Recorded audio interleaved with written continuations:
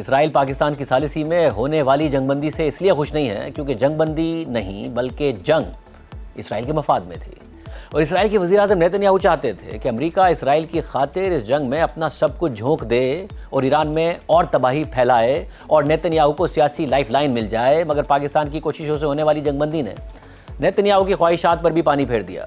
ساتھ ہی اس جنگ بندی میں اسرائیل کو زیادہ اہمیت بھی نہیں دی گئی، اس لیے جنگ بندی نیتن یاہو کی سیاست کو ڈبونے کا باعث بن سکتی ہے۔ اسرائیل میں نیتن یاہو کے خلاف سیاسی کیمپین شروع ہو گئی ہے۔ اسرائیل کے اپوزیشن لیڈر یائر لیپڈ نے اپنے بیان میں کہا کہ ہماری پوری تاریخ میں ایسا سیاسی ڈیزاسٹر نہیں ہوا جو آج ہو گیا ہے۔ جب ہماری قومی سلامتی کے بنیادی معاملات پر فیصلے کیے جا رہے تھے تو اسرائیل ٹیبل پر موجود ہی نہیں تھا۔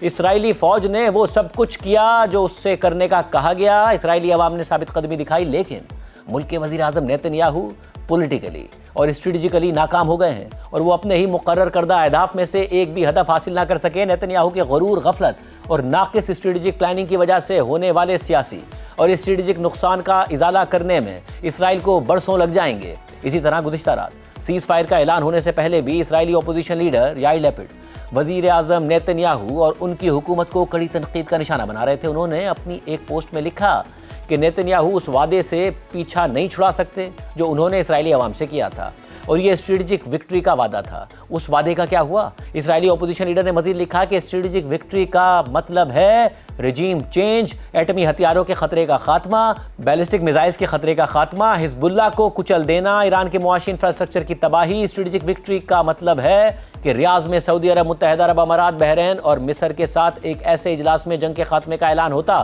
جو ایران کے خلاف ایک ملٹری اور معاشی اتحاد کی شکل اختیار کرے۔ اسٹریٹجک وکٹری کا مطلب ہوتا کہ لبنانی حکومت کے ساتھ ایک ایسا سیاسی معاہدہ ہوتا جس کے ذریعے وہ حزب اللہ سے لڑائی میں اسرائیل کے ساتھ شریک ہو جائے، مگر ان میں سے کچھ بھی نہیں ہو رہا ہے۔ اسرائیلی اپوزیشن لیڈر یائر لیپڈ نے مزید لکھا کہ وہ اسرائیلی شہری جو رات میں 2 دفعہ شیلٹرز کی طرف دوڑتا ہے، وہ نیتن یاہو سے یہ پوچھنے کا حق رکھتا ہے کہ یہ اہداف کیوں حاصل نہیں ہو پائے۔ ہمیں جنگ کے دوران وزیر اعظم کے کام کے ماحول پر سنجیدہ شکوک ہیں۔ ہم اس بات پر بھی شک کرتے ہیں کہ جنگ سے پہلے اور جنگ کے دوران امریکہ کو کون سی معلومات دی گئیں اور ہم اس کی کیا قیمت ادا کرنے والے ہیں۔